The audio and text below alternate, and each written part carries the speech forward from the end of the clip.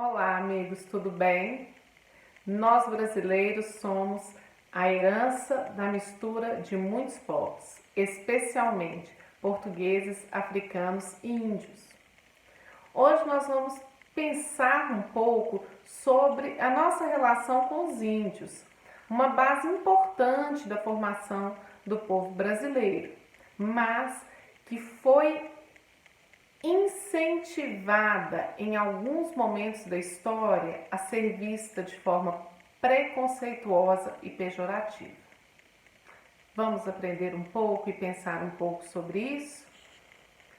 Quando os portugueses chegaram ao Brasil em 1500, encontraram índios naturalmente, com suas tangas, com seus colares, corpo pintado. Não demonstravam conhecimento de muitas tecnologias, inclusive não usavam metais. Lembrando que o povo se desenvolve de acordo com a sua necessidade e as necessidades variam.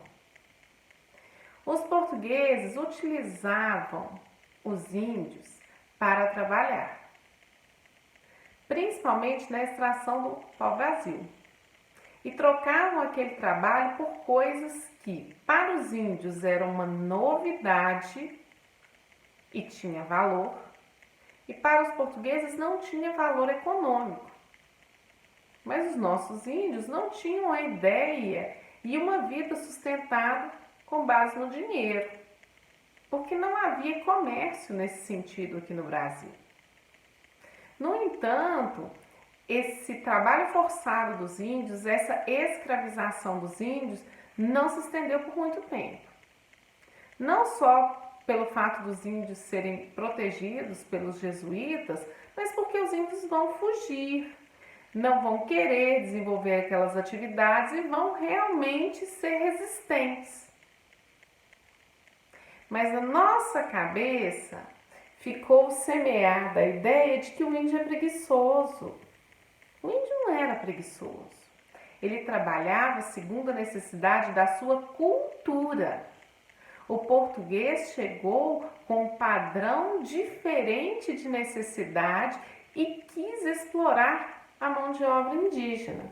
Resultado: conflito, fuga, desgaste. Passado tempos, a gente observa algumas coisas com mais carinho, né?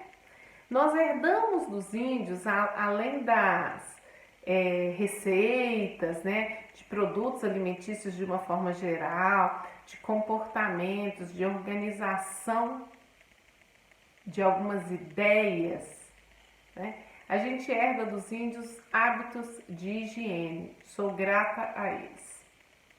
Grata ao hábito do banho frequente, porque isso é indígena, isso não é português. E também não é africano, porque os africanos, quando vieram para cá, ficaram trancafiados, não tiveram oportunidade de praticar as suas culturas. Herdamos dos índios. Mas algo precisa ser visto com muito carinho.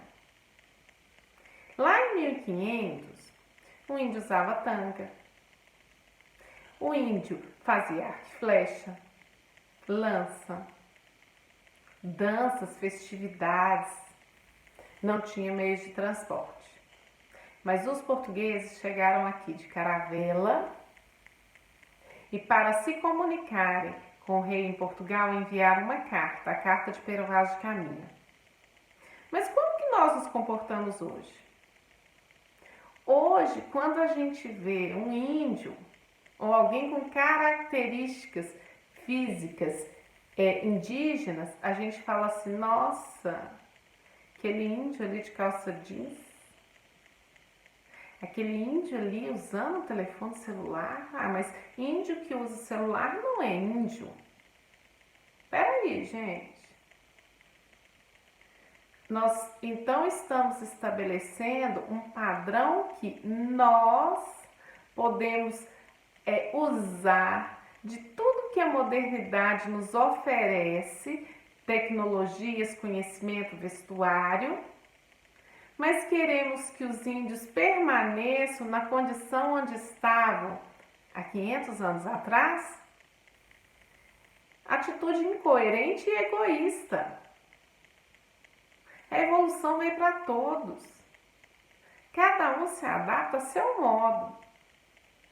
Não são as coisas que a gente usa que determina quem somos.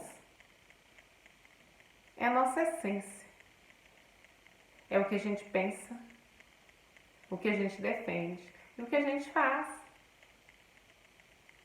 Então, qual é o problema do índio usar calça jeans? Porque Pedro Álvares Cabral também não usava.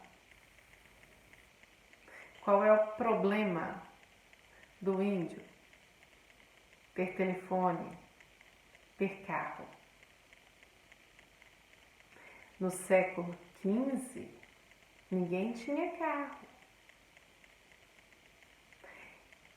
Pensar sobre isso pode nos incomodar, mas a gente tem que entender que o outro não precisa ficar parado no tempo para que a gente olhe e fale assim: ah, como que aquele povo vivia da mesma forma como muitos anos atrás. Os índios fazem parte da nossa essência. De muitos dos nossos comportamentos.